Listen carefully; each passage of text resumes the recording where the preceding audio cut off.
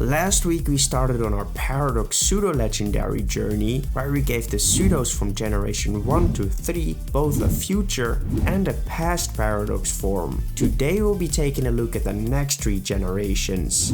The first transformation is a past form of Gible. I knew from the start that I wanted to bring the beta sprite back into existence, but I didn't want to just make that as the Paradox form. I wanted to combine the 2 different forms into one design. We started out by breaking down the body of the beta sprite into easily understandable shapes. Once we had the basic anatomy down, we started to bring back some elements we know from the actual Gible we got, like the shapes on his head, the markings on his back, and we brought back his tail as well. I must admit that it took me quite a lot of time to figure out how to add the eye into the design. We mainly struggled to find the right perspective between the eye socket and the nose, since we wanted it to look sideways instead of being able to see part of the other eye as well. We eventually just added an eye socket right under his top armor. We then played around with a different kind of mouth, but decided to use a basic one instead, since we weren't able to make something that looked great due to the limited color palette. The last change we made were some slight tweaks with the liquefy tool to turn his snout into a sharper one, which makes him look more like a shark. For the colors, I decided to use the color palette from regular Gible to make it more recognizable as a Paradox form of it. We did bring back the beta Gible colors for its shiny though.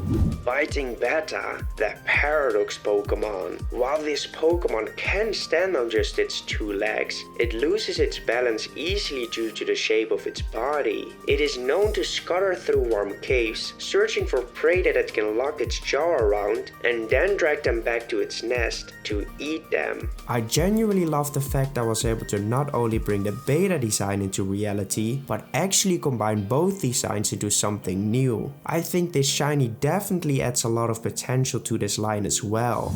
Our second drawing is the future form of Gible. I 100% had some fun with the study for this piece, because Gible is basically just one bullet shape with some stubby arms and legs and a big chunk taken out of it as its mouth. It is pretty cool to see that we're really starting to be able to break down complicated drawings into simple shapes. It was a bit difficult to get the mouth completely perfect though, because there are a few elements you have to place in the right perspective, and even if you fail on one of those, the entire mouth looks off. Once we were done with the body and pose, it was time to drop the opacity of the layer and start adding in the future elements. We began by breaking up his head crest into a bunch of segments, and we made an eye socket for the screen. Our next step was to segment his arms and legs, and we made sure to break off the tail from the rest of his body. After this, we spent some time turning his toes and fingers into separate elements, and while the toes were kinda easy, the fingers appeared to be in the wrong direction. I think we spent like 5 minutes trying to fix this, but we eventually succeeded. This only left a few small elements to do, like the segment line on his legs, the holes in the shapes next to his head and top of his arm, the actual segmentation of his tail, and we added some more segment lines to his tongue, back,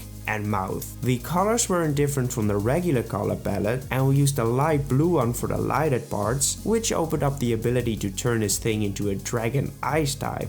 Iron Cannon, the Paradox Pokemon. This Pokemon is a ball of energy, ready to open its jaws and fire energy blasts from its gaping mouth. It prefers to stay in groups, as they are very vulnerable while shooting out energy, so they can stick together to watch each other's backs. I am kinda happy with this design, but I have no clue what it will do for its evolution and if it will remain a canon. The second Pokemon of today is Deino, and we're starting with a past form. This was one of those pieces where the shape language study was kinda easy to understand, but where you struggle with replicating it in the right size. This is probably the thing I have the most amount of improvement left in sketching, getting the proportions right of the things we draw. I know anatomy is another huge part of sketching which I have no knowledge of, but I'm talking about my current drawing process. Our first sketch of the body looked like an obese version of Deino, so we had to transform it a few times to get it to the right weight. It did also take me some time to make sure all the feet were facing the same way. This is one of those skills I'm genuinely genuinely jealous of, so if anyone has some good tips on making sure all elements align with one another, let me know. Now that all of these elements were in, it was time to move on to the past features. My goal for this piece was to turn Deino into an actual dino. We started by giving his feet some sharp toenails and gave him a big tail to balance his body, somewhat like sauropods. We then used the liquefy tool a few times on his face to fix a few minor mistakes and then added more fur to the side of his head. We also gave him some big horns on the top of his head and added small teeth in his mouth. Last but not least, we gave his tail some markings and gave him some scales on the top of his front legs. Stomping Deino, the Paradox Pokemon. This Pokemon has trouble seeing through the thick fur that covers its eyes, meaning it's almost impossible for it to hunt on prey. This means that it mostly survives off of leaves and berries for sustenance, despite being a carnivore. If forced to battle, Stomping Deino blindly throws around its body, hoping it will hit the opponent. Even though these changes were quite minimal, I do think they were big enough to change the actual feeling of the Pokemon. It definitely feels a lot sturdier and stronger now. I created a brush set with all my favorite brushes. I use each of them with every drawing that I make, so if you want to draw in the same style as me, I recommend checking out my website.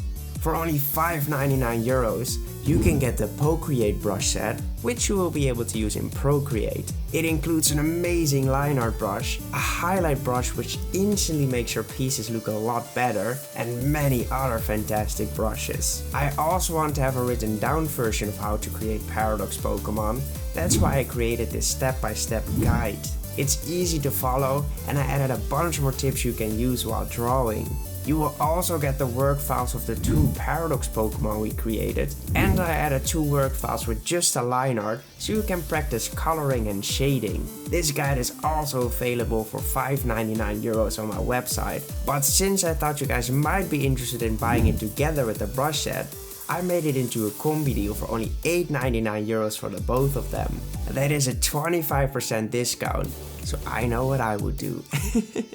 It was now time for the future form of Deino. We started with the shape study of an interesting pose, but I wasn't able to capture it in the same essence as the artist from the original piece did. This is why I decided to go for a different pose instead. I immediately saw that this was a lot easier to replicate, and before I knew it, the pose was on my canvas, which made us able to move into the futuristic elements. Luckily, this was another piece where we could take huge reference from a real Paradox Pokemon, Iron Jugulus. This Pokemon is supposed to function as a pre-evolution for it, which makes us able to bring back a lot of the same elements, like the neck and the same lighted area color. The other changes weren't necessarily super difficult to add into the design, but I was struggling with them nonetheless. The biggest issue I faced was that his neck color blocked a lot of his body, and this didn't leave me a lot of room to add the elements I usually add to future forms. The end result is not something I'm the happiest with, mainly because his belly, and probably because I wasn't able to add the eyes onto it either. I did try to work around this issue by adding 2 lighted parts on the shapes on his face, but it doesn't have the same effect as robot eyes would have had.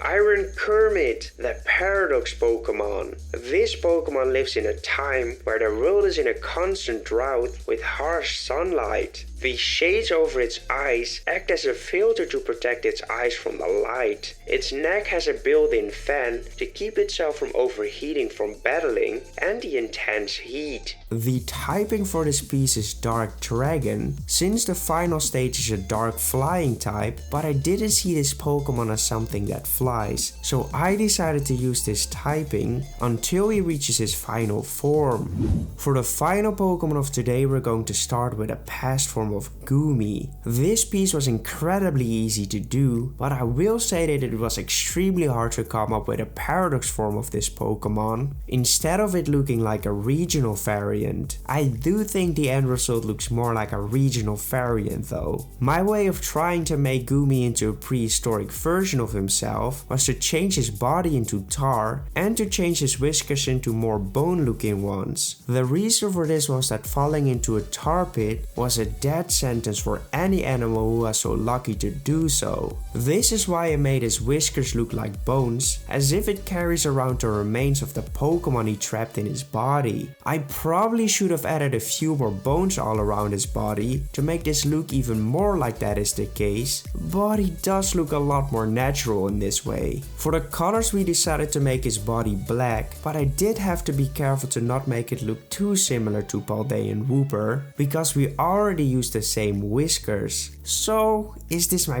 best Paradox form ever? Most definitely not. I do like it as a regional form though. Sticky Tar, the Paradox Pokemon. This Pokemon tries to lay out traps for unsuspecting prey to walk into. Once trapped, there is no escaping this sticky ball of doom, and it will feed itself so much that it isn't able to move for a few days. For all the people who will say I had to use the original colors as a Paradox Pokemon, calm down, I added them for a shiny.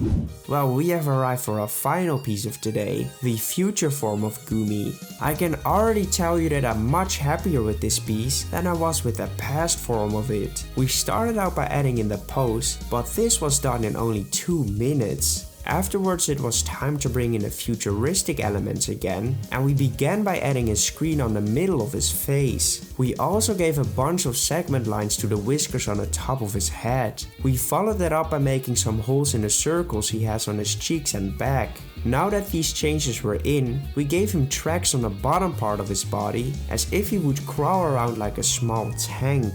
Last but not least, we gave him a belly patch and added some very important segment lines on the top of his screen. This instantly added a bit more depth into the design, and after some more abuse of the Liquify tool, we were ready to move on to the colors. I decided to keep most of the colors the same, but went with a slightly brighter version of green for the lighted parts. I did that because this would make it seem a bit more like neon and would help me push into the part poison typing.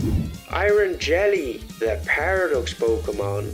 This Pokemon is a valuable companion to have by your side, as the goo it produces is so sticky it can hold together the heaviest of items. Its goo is most commonly used by mechanics and engineers to help them hold together pieces of technology and repairing damaged robots. However, if this Pokemon gets angry, the hormones in its body changes the composition of its goo, which makes it highly toxic. This is why they're treated with utmost respect and care in the workplace. I am extremely happy with the end result of this piece, and I think the shiny of it looks even better. I would 100% add this Pokemon to my team, and I can't wait to see what his evolutions will look like.